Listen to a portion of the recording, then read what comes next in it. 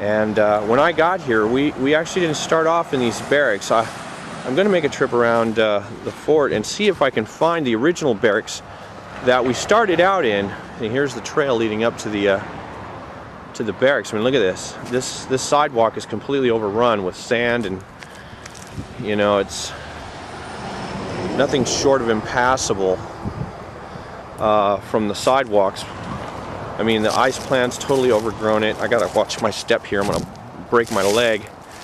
I mean, this is under here's a sidewalk. Under here is cement. You can see as I get closer up here where the cement reemerges from underneath all the foliage, the dead leaves and such. And gotta kind of watch my step here because I'm, you know, wearing shorts and we're in brown recluse country. I don't feel like getting bit by a brown recluse spider. But here we go. See, look, this was the sidewalk we used to walk down every morning. And there is the old band barracks. And again, this is probably from about 1986. I'm going to guess till probably close to closing of the base. And we're going to go take a look. I haven't been in this building yet, so I'm just rolling footage here, guys. And I can't say I'm not welling up thinking about this place and the fun times we had, and you know, good and bad. It was some of the best years of my life, but I didn't realize it when it was happening, and I probably should have. As you can see, the trees and such are overgrowing the area. Well, what do you know? We can get in the place. This is scary. I don't mind telling you, man, this really,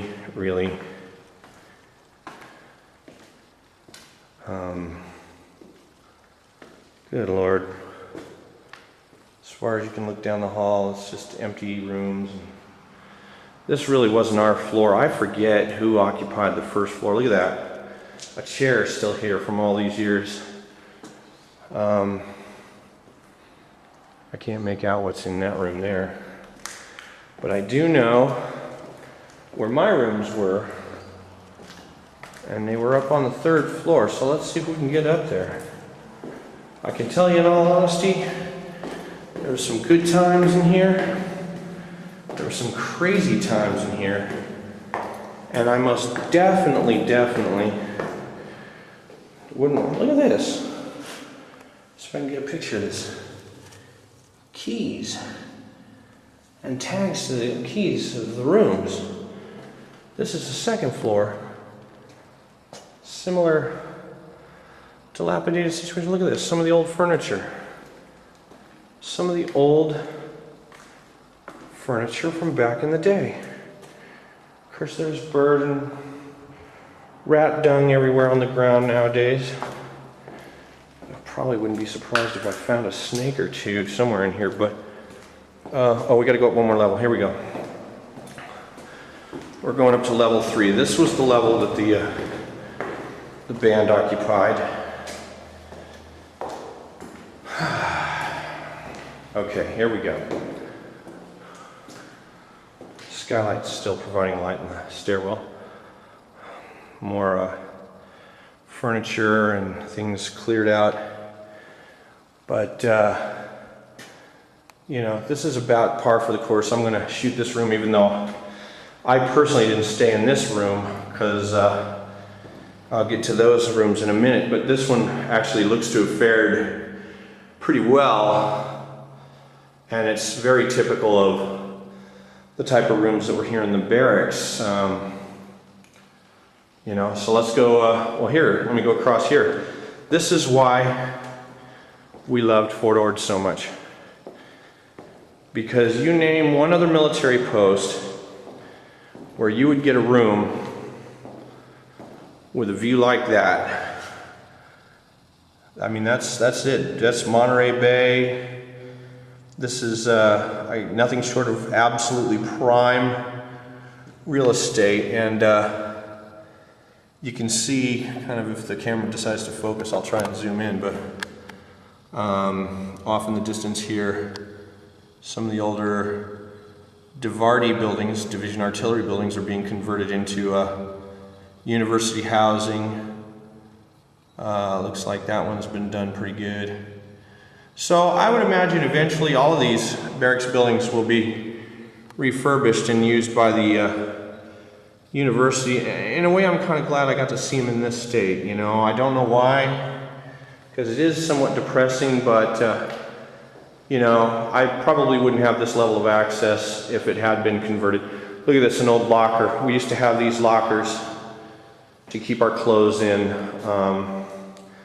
They didn't stand like that, obviously. You can see the door on the ground. They used to stand up, but that was our lockers for our clothes. And they used to be up against the wall here, and you'd probably have one or two per room. A room this size would usually have 2 guys in it. This little sub wall in the middle would kind of be the front and back area, and each guy would occupy a space to the left or the right. Their bunk, their lockers, desks, such.